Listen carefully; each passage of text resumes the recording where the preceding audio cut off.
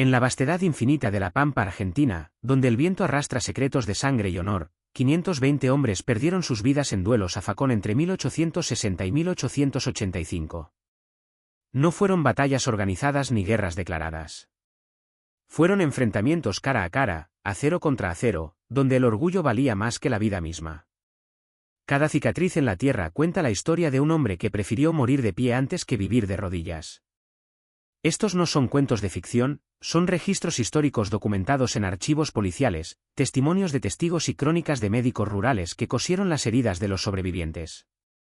El facón no era simplemente un cuchillo. Era la extensión del alma gaucha, el símbolo de masculinidad y valentía que todo hombre llevaba en su cinturón. Con hojas de hasta 40 centímetros, estos cuchillos artesanales podían abrir un vientre con un solo movimiento o atravesar costillas como si fueran papel. Los herreros de la época forjaban cada facón con acero importado de Europa, templándolo en agua de manantial bajo la luna llena, según las creencias de entonces. Un buen facón valía lo mismo que 3 caballos, y perderlo en un duelo era considerado una deshonra mayor que la muerte misma. La década de 1860 marcó el inicio de la época más sangrienta. Argentina salía de décadas de guerra civil entre unitarios y federales, pero el odio político seguía ardiendo en cada pulpería, en cada rancho, en cada fogón de la pampa. Los unitarios, partidarios de Buenos Aires y el centralismo, habían perdido la guerra pero no su honor. Muchos se refugiaron en estancias remotas, donde las leyes de la ciudad no llegaban y la justicia se resolvía con el filo del acero. Allí, cualquier mirada desafiante, cualquier palabra mal dicha, cualquier disputa por una mujer o por un pedazo de tierra podía terminar en un círculo de muerte. Los duelos seguían un código no escrito pero respetado religiosamente. 2 hombres se enfrentaban en un círculo marcado en la tierra, generalmente al atardecer cuando las sombras largas dificultaban anticipar los movimientos del rival. Los testigos formaban un anillo humano, en silencio absoluto, mientras los duelistas se quitaban el poncho y enrollaban el brazo izquierdo con él para usarlo como escudo improvisado. No había árbitros, no había reglas sobre golpes prohibidos, no había rendición posible. El duelo terminaba cuando uno de los dos caía muerto o quedaba tan mutilado que no podía continuar. Las estadísticas son escalofriantes: de esos 520 muertos documentados, 340 fallecieron desangrados en el mismo lugar del duelo, incapaces de recibir atención médica a tiempo. 180 más murieron días después por infecciones, gangrena o hemorragias internas en sus ranchos, negándose a buscar ayuda médica por temor a ser arrestados. Solo 15 sobrevivieron con heridas graves, quedando marcados de por vida con cicatrices que contaban historias de honor y venganza. Estos son los 10 duelos más sangrientos que mancharon la pampa de rojo. Bienvenidos a un viaje al corazón más oscuro de la historia argentina, donde el honor se medía en sangre y el coraje se probaba con acero. Este episodio no es para los débiles de corazón. Vamos a adentrarnos en historias reales de hombres que vivieron y murieron por códigos que hoy nos parecen incomprensibles, pero que en aquella época definían quién eras y qué lugar ocupabas en la sociedad de la pampa. Cada historia que escucharás está documentada en archivos históricos, periódicos de época y testimonios de descendientes que aún guardan los facones manchados de sangre de sus antepasados. Antes de continuar, si eres amante de la historia real, de esas historias que no te cuentan en los libros escolares, suscríbete a este canal. Activa la campanita de notificaciones porque cada semana traemos historias que te dejarán sin aliento. Y si este contenido te está gustando, regálanos un like, eso nos ayuda enormemente a seguir investigando y trayendo estas historias olvidadas a la luz. Pero lo más importante, déjanos un comentario diciéndonos desde qué ciudad o país nos estás viendo. Queremos saber dónde están nuestros seguidores apasionados por la historia real. La Argentina de 1860 era un país recién unificado en el papel, pero profundamente dividido en el alma. La batalla de Pavón en 1861 había dado la victoria a los unitarios de Bartolomé Mitre, pero los gauchos federales del interior no aceptaban la derrota. Miles de hombres que habían luchado bajo las banderas de los caudillos federales se dispersaron por la pampa, llevando consigo no solo sus facones sino también un odio visceral hacia todo lo que representaba Buenos Aires. Estos hombres no conocían otra ley que la del más fuerte, no reconocían otra autoridad que la de su coraje personal. En este contexto explosivo, el facón se convirtió en el árbitro definitivo de cualquier disputa. No había policía rural efectiva, no había jueces que llegaran a tiempo, no había sistema legal que funcionara en la inmensidad de la pampa. Un hombre insultado tenía dos opciones, aceptar la deshonra o desafiar a duelo. La mayoría elegía el acero. Las pulperías, esos almacenes rurales donde los gauchos se reunían a beber ginebra y compartir historias, se convirtieron en escenarios frecuentes de desafíos mortales. Bastaba una discusión sobre política, una acusación de cobardía o una mirada inapropiada a la mujer de otro para que dos hombres salieran al patio trasero a resolver sus diferencias con sangre. Los duelos a facón no eran peleas callejeras desordenadas. Seguían un ritual preciso que todos los gauchos conocían y respetaban. El desafiado elegía el lugar y la hora, generalmente un terreno llano sin obstáculos donde ambos combatientes tuvieran las mismas oportunidades. Los testigos, nunca menos de 4, formaban un círculo de aproximadamente 10 metros de diámetro. Salir de ese círculo significaba admitir la derrota y cargar con la vergüenza de cobarde por el resto de tu vida. Los duelistas entraban al círculo descalzos o con alpargatas, quitándose las espuelas y cualquier adorno metálico que pudiera causar ventaja injusta. El poncho enrollado en el brazo izquierdo servía como escudo, y muchas veces la diferencia entre la vida y la muerte estaba en que tan hábilmente podías usar ese poncho para desviar el ataque del rival mientras buscabas una apertura para tu propia estocada mortal. Juan Facundo Martínez fue el primer unitario registrado en morir en duelo a facón en 1860, en las afueras de Chivilcoy. Su historia abre nuestro conteo porque representa perfectamente la mezcla explosiva de política, honor y violencia que caracterizó esta época.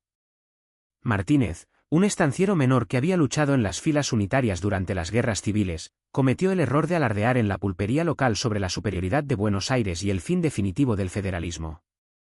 Sus palabras fueron escuchadas por Rudecindo Álvarez, un gaucho federal que había perdido a dos hermanos en Pavón.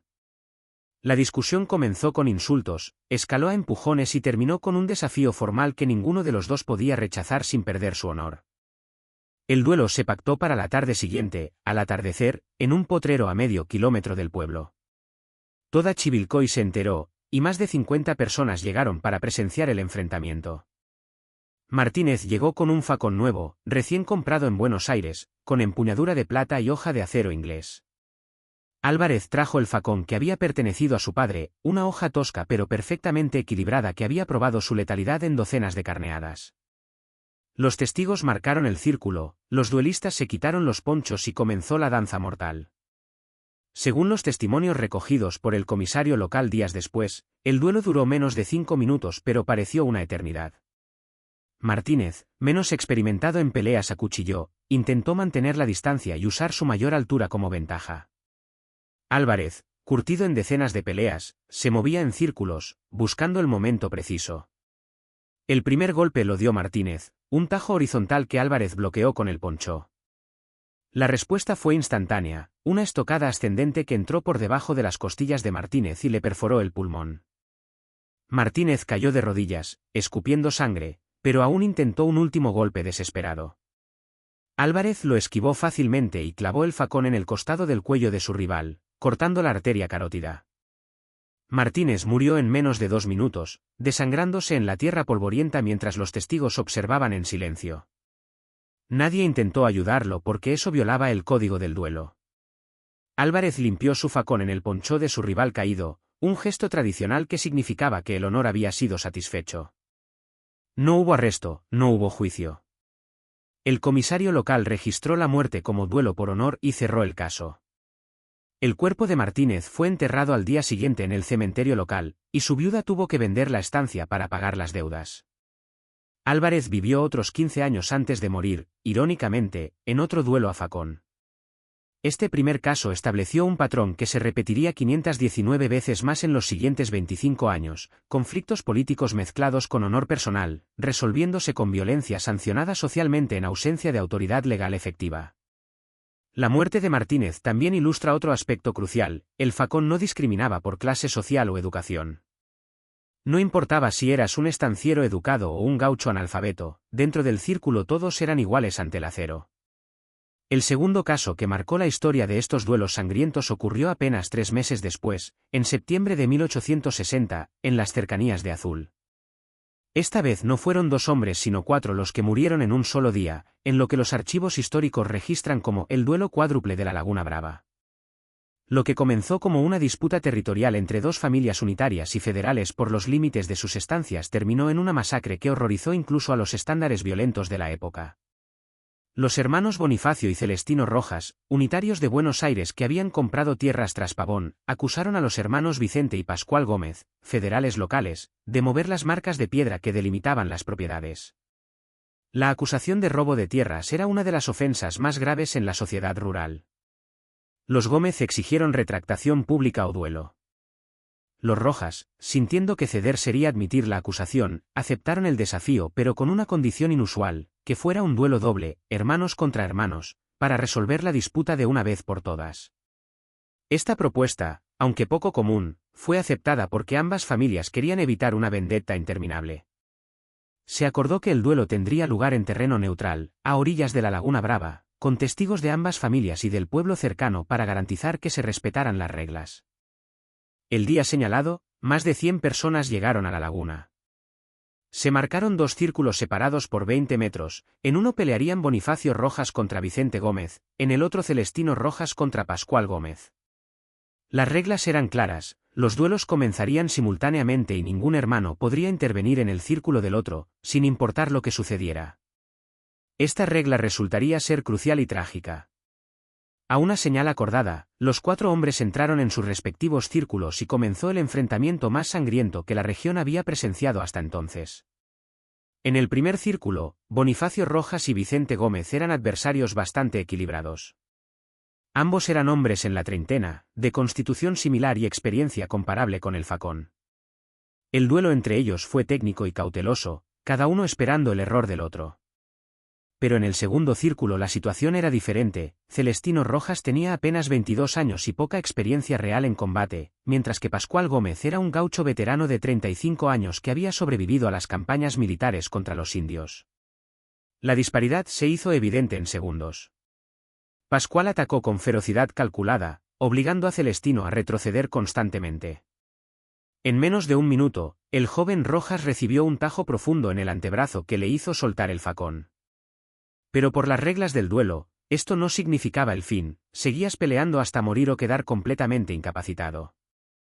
Celestino intentó recuperar su arma con la mano izquierda, pero Pascual fue más rápido y le clavó el facón en el abdomen. El grito de agonía de Celestino distrajo fatalmente a su hermano Bonifacio, que giró la cabeza hacia el otro círculo. Ese segundo de distracción fue suficiente para que Vicente Gómez le hundiera el facón en el pecho. Ahora había 2 Rojas agonizando y 2 Gómez triunfantes. Pero lo que sucedió después convirtió este duelo en leyenda negra. Según los testimonios de los testigos horrorizados, Pascual Gómez, embriagado por la adrenalina y la victoria, cruzó hacia el círculo donde su hermano había vencido a Bonifacio, violando todas las reglas del duelo, clavó su facón en el cuerpo ya moribundo de Bonifacio Rojas. Esta acción provocó gritos de indignación de los testigos unitarios, y varios hombres intentaron entrar a los círculos para detener la masacre. En la confusión, Vicente Gómez, creyendo que lo atacaban, apuñaló mortalmente a un testigo que intentaba ayudar a los hermanos Rojas. El caos resultante casi provoca una batalla campal entre federales y unitarios presentes. Solo la intervención del párroco local, que había venido a dar los últimos sacramentos a los moribundos, evitó más muertes. Celestino y Bonifacio Rojas murieron en el lugar, así como el testigo apuñalado por Vicente. Los hermanos Gómez intentaron reclamar victoria por honor, pero la violación de Pascual de las reglas del duelo les granjeó el desprecio de la comunidad entera. Ambos tuvieron que huir de la región, perseguidos no por la ley sino por familiares de los Rojas que juraron venganza. Pascual fue encontrado muerto 6 meses después cerca de Tandil, con 23 puñaladas en el cuerpo. Vicente desapareció y nunca se supo su paradero. Este caso ilustra cómo los duelos, aunque sancionados socialmente, podían escapar rápidamente de control cuando las emociones superaban el código de honor. También mostró los límites de este sistema de justicia informal. La violación de las reglas era castigada no por la ley sino por la comunidad, a menudo con más violencia. En 1862, la provincia de Buenos Aires intentó por primera vez regular formalmente los duelos mediante un decreto que los declaraba ilegales y castigables con prisión. La medida fue un fracaso absoluto. En la práctica, era imposible hacer cumplir esta ley en la vastedad de La Pampa, donde la presencia policial era casi inexistente y la población local consideraba los duelos a facón como parte legítima de su cultura.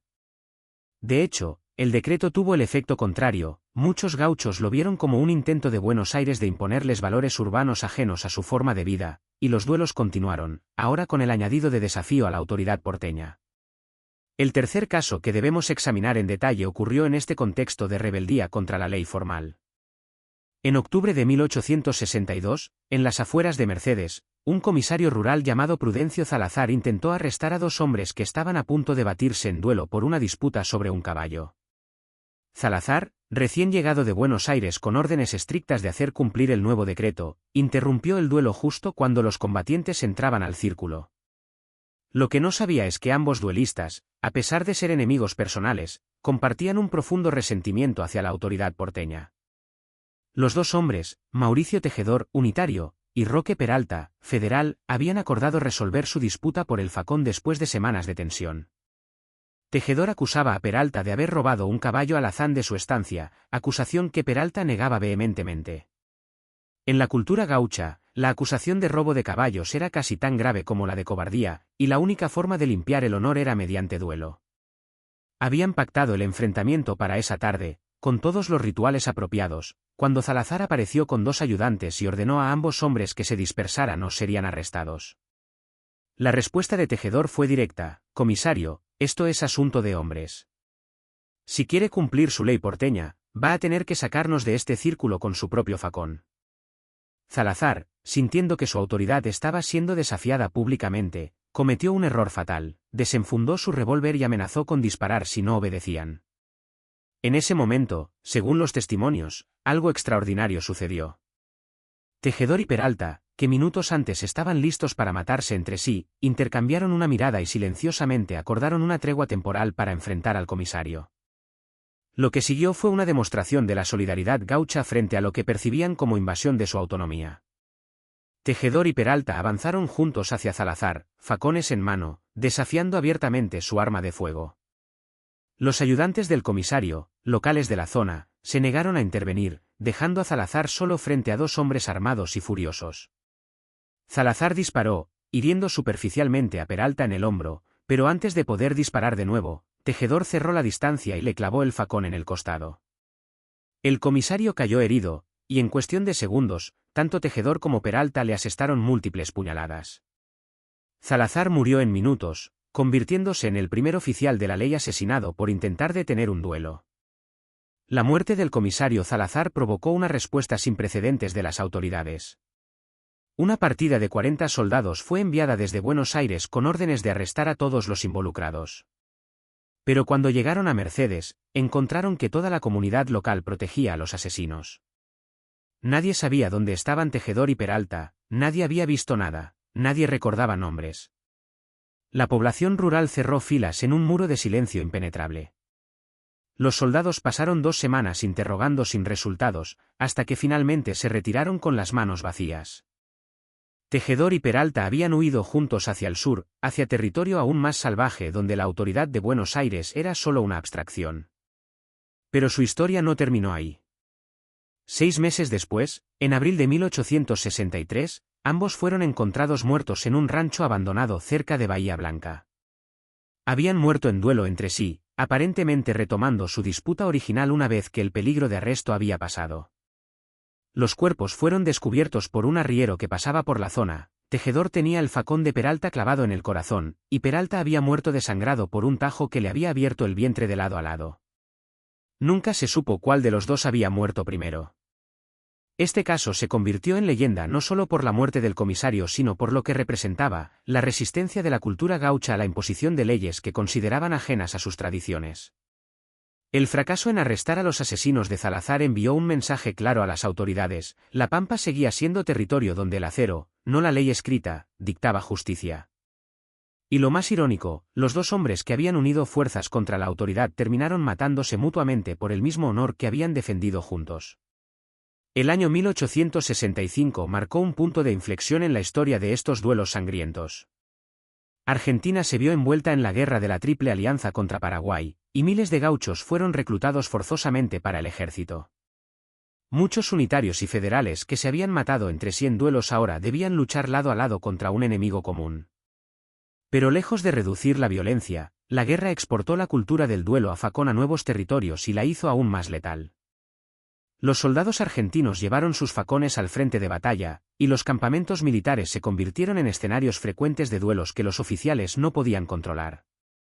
Uno de los casos más emblemáticos de este periodo fue el duelo del campamento Humaitá, ocurrido en agosto de 1866 en territorio paraguayo ocupado por tropas argentinas. Este duelo involucró a un sargento unitario de Buenos Aires, apellidado Montes, y un soldado federal de Corrientes llamado Benítez. La animosidad entre ambos había comenzado meses atrás por desacuerdos sobre tácticas militares, pero se intensificó cuando Montes acusó públicamente a Benítez de haber robado su ración de tabaco. En el contexto militar, donde la escasez de suministros hacía que cada cigarrillo fuera valioso, esta acusación era grave. Benítez exigió retractación o duelo. Montes, respaldado por su rango superior, inicialmente se negó a aceptar el desafío de un simple soldado raso. Pero Benítez apeló al código gaucho que trascendía las jerarquías militares: en el círculo no hay sargentos ni soldados, solo hombres con honor. Esta apelación resonó con las tropas, en su mayoría gauchos reclutados que despreciaban las jerarquías artificiales del ejército regular. La presión social forzó a Montes a aceptar el duelo o perder el respeto de sus propios hombres. El duelo se pactó para esa misma noche, después del toque de silencio, en un claro del campamento. Más de 200 soldados se reunieron para presenciar el enfrentamiento, formando un círculo humano iluminado por antorchas. Los oficiales superiores, conscientes de que intentar detener el duelo podría provocar un motín, decidieron permitirlo bajo la condición de que fuera el último duelo en ese campamento. Era una promesa que sabían que no podrían mantener, pero necesitaban salvar las apariencias de autoridad. El duelo comenzó con los rituales tradicionales. Montes tenía la ventaja de la experiencia militar y entrenamiento formal en combate con bayoneta, pero Benítez era un gaucho puro que había crecido usando el facón para todo, desde carnear reses hasta defenderse de pumas. La diferencia en estilos era evidente desde los primeros movimientos. Montes adoptó una postura reglamentaria de combate, mientras Benítez se movía con la fluidez instintiva del gaucho de la pampa. Los primeros 2 minutos fueron de tanteo mutuo, cada uno estudiando al otro, buscando patrones, debilidades. Montes atacó primero, un golpe directo y poderoso que Benítez apenas logró bloquear con el poncho enrollado. La fuerza del impacto casi le arrancó el improvisado escudo del brazo. Montes, confiado por su primer ataque exitoso, repitió el movimiento. Fue su error fatal. Benítez, anticipando el patrón, esquivó lateralmente y en un movimiento fluido cortó los tendones del brazo extendido de Montes. El facón cayó de la mano inútil del sargento. Pero por las reglas del duelo, la pelea no terminaba hasta que uno de los combatientes caía. Montes, con su brazo derecho colgando inservible, intentó desesperadamente recoger el facón con la izquierda. Benítez podría haberlo matado fácilmente en ese momento, pero el código gaucho dictaba cierta caballerosidad. Le permitió a Montes recoger el arma. Fue un gesto de honor que los testigos recordarían, pero que no cambió el resultado inevitable. Con su mano izquierda inhábil, Montes no pudo defenderse efectivamente. Benítez lo desarmó de nuevo y luego, en un movimiento rápido y eficiente, le clavó el facón en el corazón. Montes cayó muerto instantáneamente. Benítez limpió su facón en el poncho del caído, y los soldados se dispersaron en silencio. Al día siguiente, el reporte oficial indicó que el sargento Montes había muerto en escaramuza con el enemigo. Nadie contradijo esta versión. Benítez fue promovido informalmente entre los gauchos del campamento a una posición de respeto que ningún rango oficial podría haberle dado. Sobrevivió a la guerra y regresó a Corrientes, donde vivió hasta los 60 años antes de morir, apropiadamente, en otro duelo a facón en 1885. Este caso ilustra cómo la Guerra del Paraguay, lejos de civilizar la violencia del duelo, la legitimó aún más al mostrar que incluso en estructuras militares formales, el código del facón seguía siendo supremo. Los duelos en contextos militares también fueron especialmente letales. De los 520 muertos registrados en nuestro periodo, al menos 80 ocurrieron en campamentos militares durante la guerra. El sexto caso que examinaremos ocurrió en 1870, en lo que los historiadores llaman el duelo de las 3 generaciones. Este evento extraordinario involucró no a 2 hombres sino a 6, 3 de cada familia, en un conflicto que había comenzado una generación antes. La familia Ibarra, unitaria, y la familia Sosa, federal, habían mantenido una enemistad sangrienta desde 1840, cuando el patriarca Sosa había matado al patriarca Ibarra en un duelo durante las guerras civiles. En 1870, los hijos y nietos de ambas familias seguían manteniendo viva esa venganza generacional. El conflicto se reavivó cuando Jacinto Ibarra, nieto del hombre muerto en 1840, acusó públicamente a los Sosa de haber quemado intencionalmente sus campos de trigo durante una sequía. Los Sosa negaron la acusación, pero se negaron a jurar inocencia, lo que en el Código Gaucho era equivalente a admitir culpa. Ibarra exigió que la familia entera enfrentara las consecuencias, no solo el supuesto culpable. Esto llevó a una negociación extraordinaria, se acordó un duelo múltiple donde 3 miembros de cada familia se enfrentarían simultáneamente. Las reglas eran complejas pero claras, se marcarían 3 círculos separados, uno para cada pareja de combatientes. En un círculo pelearían los patriarcas actuales de ambas familias, hombres en sus 50 años. En otro círculo, los hijos mayores, hombres en sus 30. En el tercero, los nietos menores, jóvenes de apenas 18 años. Los duelos comenzarían simultáneamente y nadie podía intervenir en círculos ajenos. El último hombre en pie de cada familia determinaría la victoria final y zanjaría la enemistad de una vez por todas. El día del duelo, toda la región se movilizó. Más de 300 personas llegaron al lugar elegido, un valle natural entre 2 lomas que ofrecía visibilidad perfecta de los 3 círculos simultáneamente. El evento tenía un aire de ceremonia ritual, casi religiosa. Un sacerdote local, aunque oficialmente desaprobaba los duelos, estuvo presente para dar los últimos sacramentos a los moribundos. Testigos de familias neutrales supervisaron el marcado de los círculos y aseguraron que todos los facones fueran de tamaño reglamentario y sin modificaciones prohibidas. A la señal acordada, los 6 hombres entraron en sus respectivos círculos. Lo que sucedió en los siguientes 15 minutos fue descrito por los testigos como el infierno mismo suelto en la tierra. En el círculo de los patriarcas, ambos hombres eran veteranos de decenas de duelos anteriores, y su pelea fue una obra maestra de técnica y experiencia. Se movían lentamente, conservando energía, cada movimiento calculado, cada ataque medido. Era una pelea de ajedrez con facones. En el círculo de los hijos, la situación era diferente. Aquí había más fuerza que técnica, más emoción que cálculo.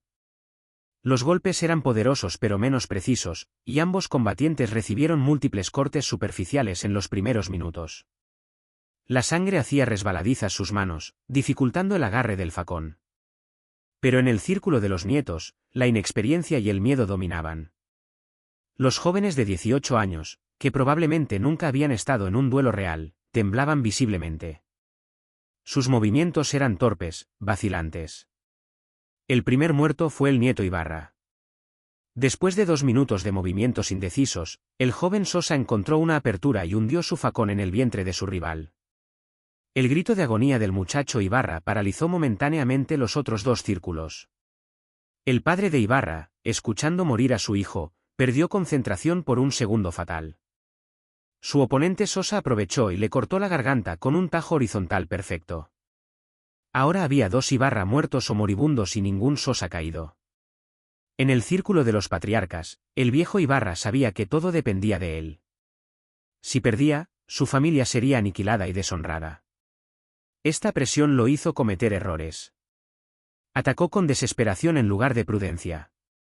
El patriarca Sosa, manteniendo la calma, esquivó 2 ataques consecutivos y luego contraatacó con precisión quirúrgica, clavando su facón bajo las costillas de Ibarra, perforando el hígado. Ibarra cayó, y con él caía la última esperanza de su familia. 3 Sosa estaban de pie, 3 Ibarra muertos o agonizando. Según las reglas, el duelo había terminado con victoria completa para los Sosa. Pero lo que sucedió después convirtió este evento en leyenda trágica. El nieto Sosa, el joven de 18 años que había matado a su contraparte Ibarra, sufrió un colapso emocional. Según los testimonios, comenzó a llorar incontrolablemente, mirando el cuerpo del joven que acababa de matar. Se arrodilló junto al cadáver, pidiendo perdón, maldiciendo todo el sistema de honor que los había obligado a matarse mutuamente por agravios de generaciones anteriores que ninguno de ellos recordaba personalmente. Su padre intentó consolarlo, pero el trauma fue demasiado. El joven Sosa se quitó la vida 3 días después, colgándose en el granero de su casa.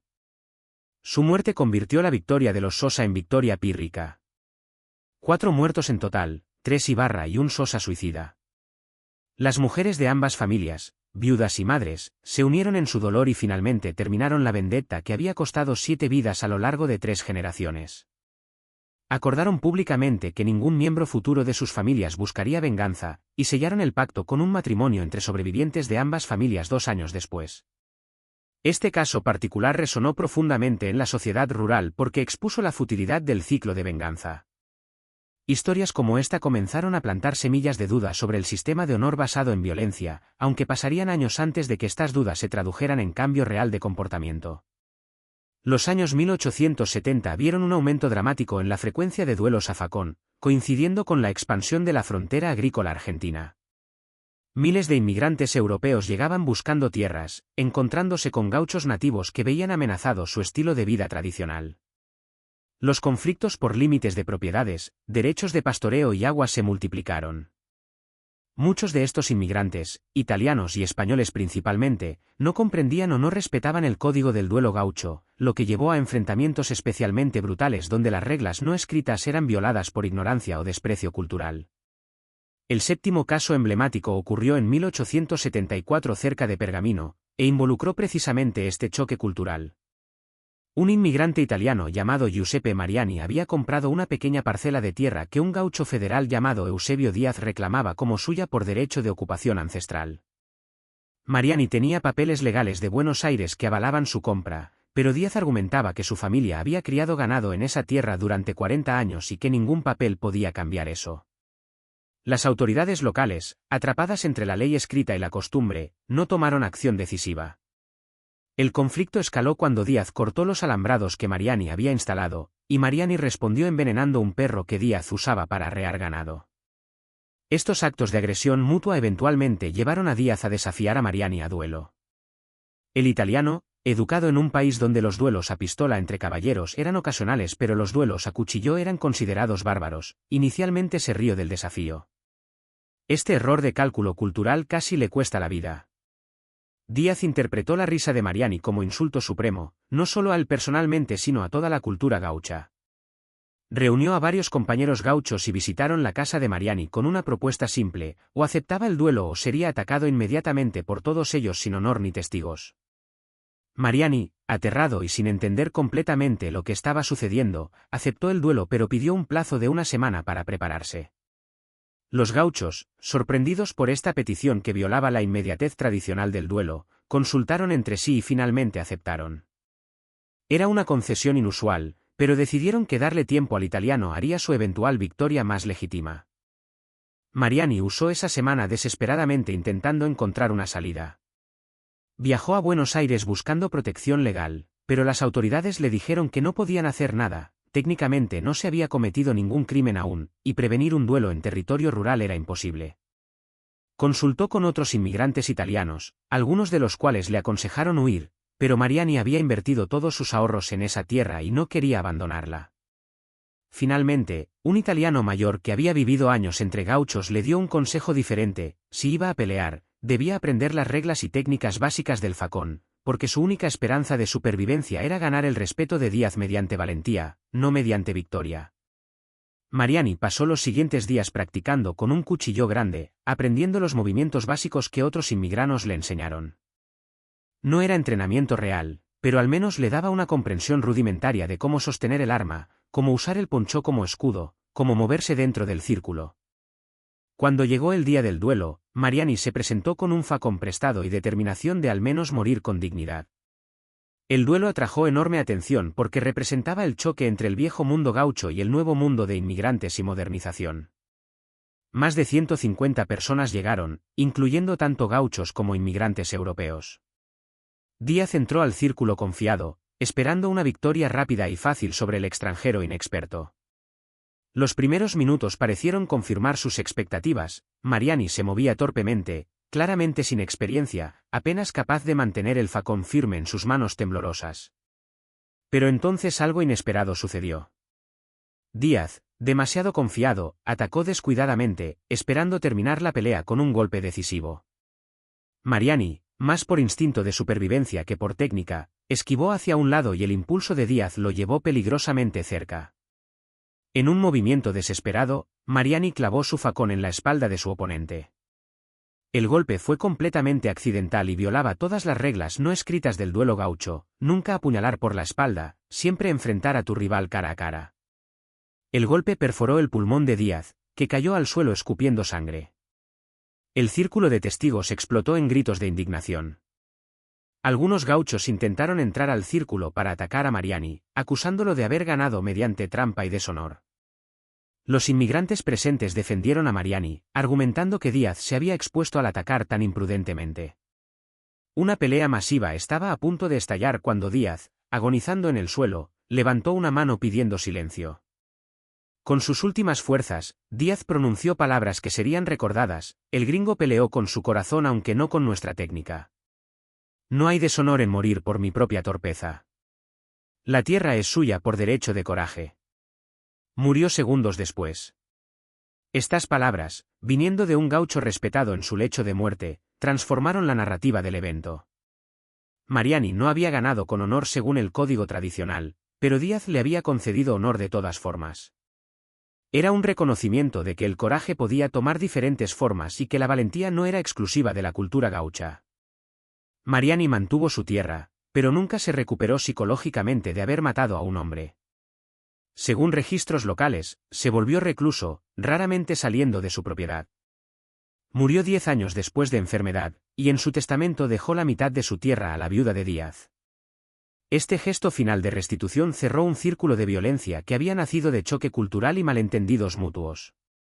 El octavo caso nos lleva a 1878 y al duelo más controvertido de todos, el duelo del sacerdote. En un pequeño pueblo llamado Saladillo, un cura católico joven de apellido Valverde se vio envuelto en un escándalo que sacudió los cimientos de la sociedad rural. Valverde, recién ordenado y lleno de celo reformista, pronunció un sermón dominical condenando específicamente la práctica de los duelos a facón como pecado mortal y barbarie que debía ser erradicada. Sus palabras enfurecieron a varios gauchos presentes en la misa, particularmente a un hombre llamado Atanasio Quiroga, quien había perdido 2 hermanos en duelos y consideraba que ambos habían muerto con honor.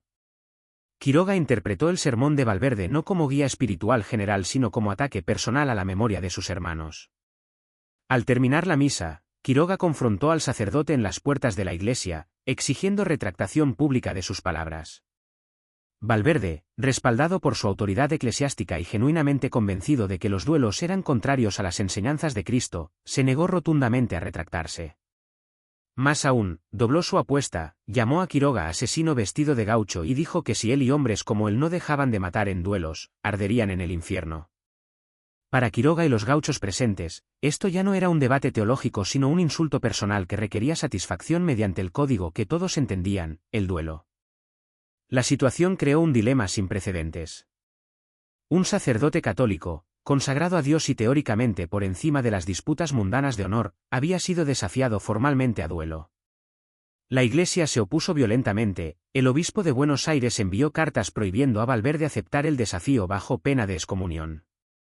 Pero Valverde, joven e idealista, vio esto como una oportunidad de demostrar la supremacía moral de la fe cristiana sobre el código gaucho de violencia.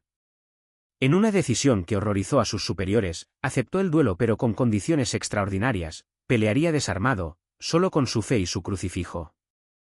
Quiroga quedó perplejo por esta respuesta. Matar a un sacerdote desarmado no solo le ganaría condenación social sino que probablemente resultaría en persecución seria de las autoridades. Pero retirar el desafío después de haberlo hecho público significaría admitir cobardía. Estaba atrapado entre su código de honor y las consecuencias prácticas de cumplirlo. Después de consultar con otros gauchos respetados, Quiroga ofreció un compromiso: el duelo procedería, pero él solo se defendería y no atacaría a menos que Valverde atacara primero. Era una salida elegante que satisfacía formalmente el honor sin requerir el asesinato de un sacerdote desarmado. El día del duelo fue uno de los eventos más extraños en la historia de estos enfrentamientos. Más de 400 personas llegaron, la multitud más grande registrada para presenciar un duelo en ese periodo. El círculo fue marcado frente a la misma iglesia donde Valverde había pronunciado su sermón condenatorio. El sacerdote entró al círculo vestido con sus sotanas negras, llevando solo un crucifijo de madera en sus manos. Quiroga entró con su facón desenvainado pero apuntando al suelo, claramente incómodo con toda la situación. Durante 5 minutos completos, ambos hombres se miraron sin moverse. Valverde rezaba en voz alta, invocando a Dios para que derritiera los corazones endurecidos por la violencia. Quiroga permanecía inmóvil, su facón todavía apuntando al suelo. La tensión era insoportable. Los testigos posteriores describieron esos minutos como los más largos de sus vidas.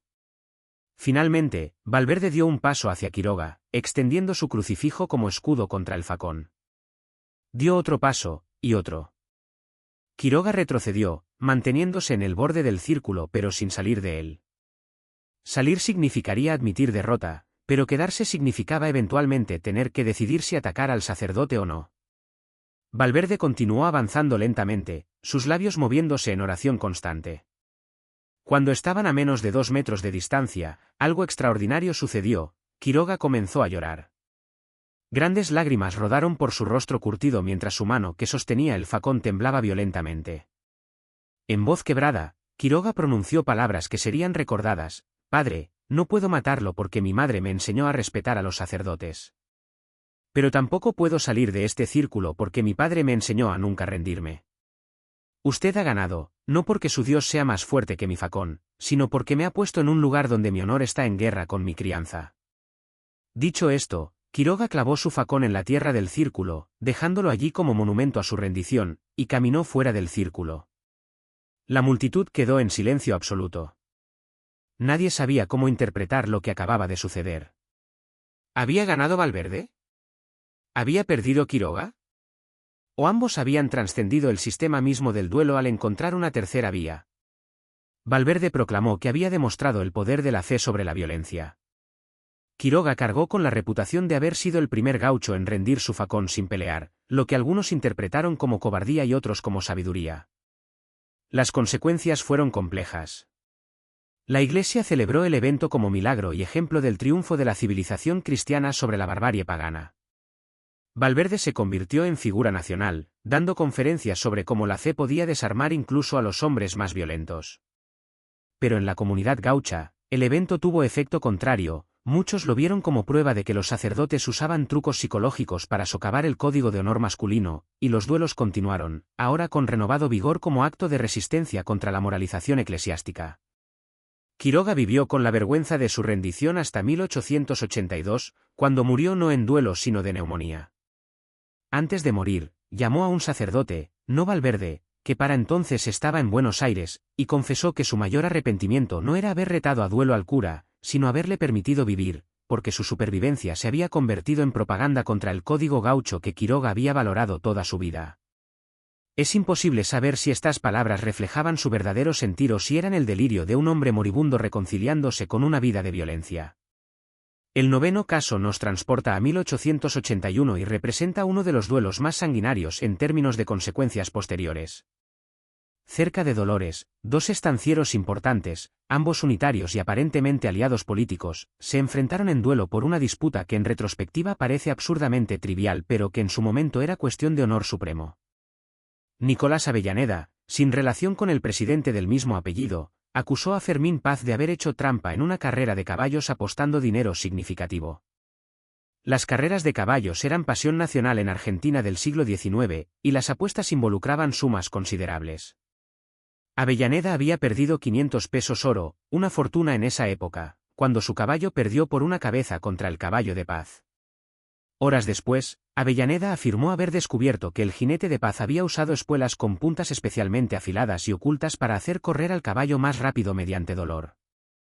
Paz negó vehementemente la acusación, y ofreció someterse a inspección de su jinete y equipo.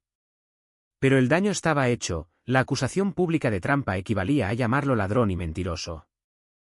El duelo se pactó para 3 días después, tiempo suficiente para que ambos hombres pusieran sus asuntos en orden, ya que ambos eran conscientes de que este enfrentamiento tenía alta probabilidad de ser mortal. Tanto Avellaneda como Paz eran hombres de mediana edad, sin experiencia significativa en duelos reales, las clases altas urbanas raramente se mataban entre sí, preferían resolver disputas en tribunales, pero ambos tenían reputaciones públicas que proteger. La presión social de sus respectivos círculos los empujó hacia el círculo de muerte. El día del duelo, Ambos hombres llegaron acompañados por sus abogados, sus médicos personales y numerosos testigos de sus familias.